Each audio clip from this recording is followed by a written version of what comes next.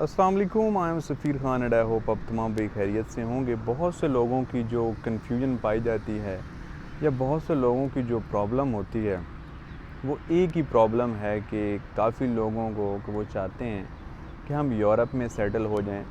Europe में जाके किसी शेंगन कंट्री में जाके हम अपनी फैमिली के साथ रह लें। बस ये एक छोटी सी उनकी ख्वाहिश है।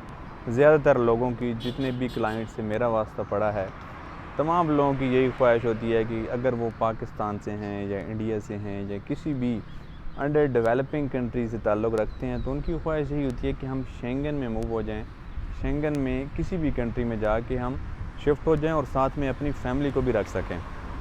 तो ये पॉसिबल है, लेकिन अब इसमें काफ़ी लोग ऐसे हैं कि जो लोग इल्लीगल तरीके भी इख्तियार करते हैं, कोई सही रास्ता वो चूज़ नहीं करते, इसलिए भी उनको मुश्किलात पेश आती हैं। काफ़ी लोगों की फिर ये होती है कन्फ्यूजन कि वो चाहते हैं कि हमें जॉब भी नहीं मिल रही, यानी हमारे पास कोई जॉब ऑफ़र नहीं है किसी भी यूरोप कंट्री का, तो फिर हम कैसे जाएं। और हमारे पास कोई ज़्यादा अमाउंट भी नहीं है, यानी हमारे पास कोई ज़्यादा बड़ी बैंक स्टेटमेंट्स भी नहीं है। थोड़ा बहुत पैसा वो इकट्ठा कर सकते हैं, लाइक 10 या 15 लाख तक वो जमा कर सकते हैं, लेकिन वो अगर आपको पासपोर्ट लेना है किसी भी यूरोप कंट्री का, या वहाँ की नेशनलिटी लेनी है, या वहाँ की नेशनलिटी ख़रीदनी है, उसके लिए तो बहुत ज़्यादा पैसा चाहिए होता है। या फिर आपकी अच्छी खासी इन्वेस्टमेंट करें, आप किसी भी कंट्री में इन्वेस्टमेंट करें, वहाँ पे प्रॉपर्टी बाय करें, तो फिर तो ये तरीके हैं कि जिसमें आपको ईज़िली वहाँ पे नेशनलिटी भी मिल जाती है, आप ईज़िली वहाँ पे विद फैमिली रह सकते हैं। लेकिन ज़्यादातर लोगों के पास इतनी अमाउंट नहीं होती, तो वो चाहते हैं कि हम कैसे जा सकते हैं। तो उसका एक और बहुत अच्छा ऑप्शन है, जो कि अभी उन्होंने भी थोड़ी सी पॉलिसी में और स्ट्रिक्टनेस कर रहे हैं, लेकिन अभी तक वो ऑप्शन आप लोगों के लिए खुला है। उसको आप लोग खुद अवेल करें, उसको आप खुद देखें भी सही, लेकिन अब उसमें प्रॉपर लीगल तरीके से आपने काम करना है। किसी भी आपने इल्लीगल तरीके से काम नहीं करना। आप प्रॉपरली कानून के दायरे में रहते हुए आप ये काम करेंगे, तो आपको उससे बहुत अच्छे रिज़ल्ट्स मिलेंगे। तो उसमें आपने करना क्या है, उसके मैं तमाम डिटेल्स आपको बताता हूँ कि आपके पास कुछ पैसे ज़ाहिर-सी बात होने चाहिए, क्योंकि आप शेंगन में जा रहे हैं, आप यूरोप कंट्री में जा रहे हैं, आपके पास कोई ज़्यादा अमाउंट नहीं है, यानी आपके पास कोई 40-50 लाख की बैंक स्टेटमेंट नहीं है, तो इज़ इट ओके, ठीक है। तो ये कोई ज़्यादा कोई बड़ी बात नहीं है। आपके पास अगर 10 से 15 लाख भी आप अरेंज कर सकते हैं, ईज़िली आप जा सकते हैं। अब उसका ऑप्शन कैसे आपने करना क्या है। अब चूँकि रोमानिया और बुल्गारिया ने शेंगन में शमूलियत अख्तियार कर ली है, तो आपके पास एक ईज़ी तरीका ये भी होता है कि आप रोमानिया एंड बुल्गारिया के थ्रू शेंगन में एंटर हो जाते हैं। मुश्किल यही होता था कि शेंगन में आपकी एंट्री नहीं होती थी। अब एक दफ़ा एंट्री हो जाती है शेंगन में, तो उसके आगे एक लीगल तरीका है, आप उसको अख्तियार करके अपना तमाम प्रोसेस करा सकते हैं।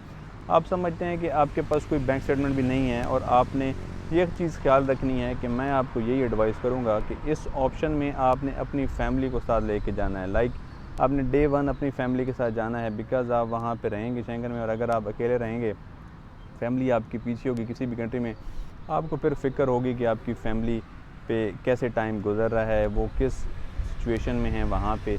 इसलिए मैं आपको यही रिकमेंड करूँगा कि आपने जो भी ये फ़ाइल सबमिट करानी है, वो आपने अपनी भी सबमिट कराएँ और फैमिली की भी एक साथ सबमिट कराएँ, ठीक है? तब आपका ये प्रोसेस काम में आएगा। अब इसमें करना क्या है कि आपको ज़्यादा जो बेस्ट चांस यही है कि आप रोमानिया या बुल्गारिया किसी भी कंट्री का विज़िट वीज़ा लें, ठीक है, जो कि आपको मिल जाता है, आपको ज़्यादा कोई मुश्किल उसमें पेश नहीं आती। अगर आप समझते हैं कि आपको बड़े कंट्रीज़ का विज़िट वीज़ा मुश्किल से मिलता है, लाइक जर्मनी हो गया, फ्रांस हो गया, तो उसमें आप उसको टारगेट ना करें। आपने टारगेट किसको करना है, छोटे कंट्रीज़ को। रोमानिया, बुल्गारिया को आप कर सकते हैं, शेंगन में एंटर हो सकते हैं, या फिर आप बेल्जियम को टारगेट कर सकते हैं। बेल्जियम की पाकिस्तान में भी एम्बेसी है, वहाँ से आपको लग्ज़मबर्ग भी पास पड़ता है, आप लग्ज़मबर्ग में मूव हो सकते हैं। एट द एंड आपने करना क्या है, आपने एट द एंड करना ये है कि आप किसी भी कंट्री के थ्रू शेंगन में एक दफ़ा एंटर हो गए, लाइक आप रोमानिया में एंटर हो गए, रोमानिया से आप जा सकते हैं किसी भी शेंगन कंट्री के। एट द एंड आपने जाना है पुर्तगाल में। पुर्तगाल आपकी फ़ाइनल डेस्टिनेशन होगी जिसको आपने टारगेट करना है, बिकॉज़ पुर्तगाल की अभी तक जो उनका कानून है, उसमें उनका ये कहना होता है कि वो जहाँ पे आप रहेंगे वहाँ पे आप अपनी फ़ाइल ईज़िली सबमिट कर सकते हैं। विदिन 2 डेज़ आप अपनी फ़ाइल को सबमिट करा सकते हैं, आप अपने पेपर सबमिट करा सकते हैं। पोर्तुगल में उनकी गवर्नमेंट ने ख़ुद ये तरीका जो है कि लीगल तरीका है, सब लोग करते हैं, वहाँ पे रहते हैं। सिर्फ इसमें आपको जो डॉक्यूमेंट ज़रूरत पड़ती है वो आपकी वहाँ पे अकोमोडेशन की पड़ती है।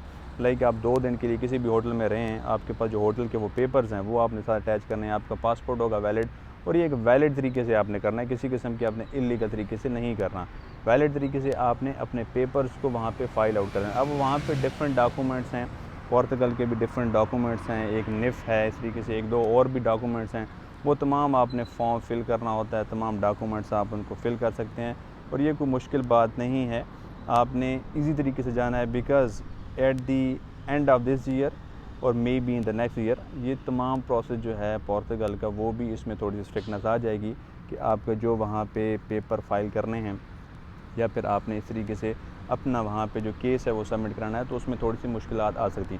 लेकिन अभी तक आपके पास ये ऑप्शन बहुत अच्छा है, बिकॉज़ आपको इसमें किसी किस्म की कोई भारी अमाउंट की ज़रूरत नहीं है, आपको किसी किस्म की वहाँ पे इन्वेस्टमेंट की ज़रूरत नहीं है, आपको किसी किस्म की वहाँ पे प्रॉपर्टी की बाई करने की ज़रूरत नहीं है। आप ईज़िली किसी भी शेंगन कंट्री में वहाँ पे जाएँ, विज़िट वीज़ा पे जाएँ, विज़िट करते हुए आप पोर्तुगल में जाएँ, पोर्तुगल जाके विद फैमिली अपना आप फ़ाइल सबमिट करा दें। विद इन 2 डेज़ आप अपने अकोमोडेशन को जहाँ पे प्रूव करेंगे, अपने होटल जहाँ पे आप रह रहे हैं वो आपको पेपर्स दे देते हैं, जहाँ पे आप वो आपकी रिहाइश होती है 1 दिन की, 2 दिन की, तो आपके पास वो पेपर्स भी होते हैं, आपका पासपोर्ट भी होता है।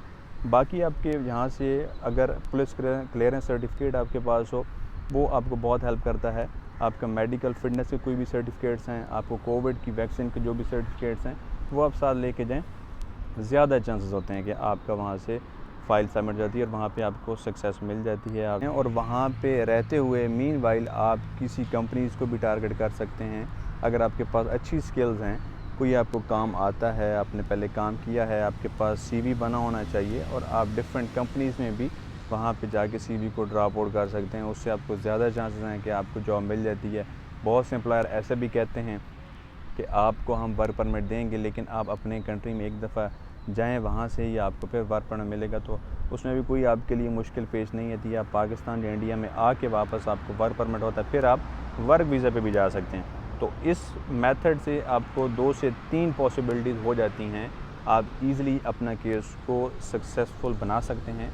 उसमें यह है कि या तो आपको वर्क परमिट मिल जाता है किसी कंपनी का, और मोस्ट प्रॉब्ली ये होता है, जो कि काफ़ी केसेस में होता भी है, पॉसिबल है, वो यही है कि आप विद फैमिली अपनी फ़ाइल को सबमिट करा लेते हो, जो कि एक अच्छा ऑप्शन है, जो कि एक लीगल ऑप्शन है।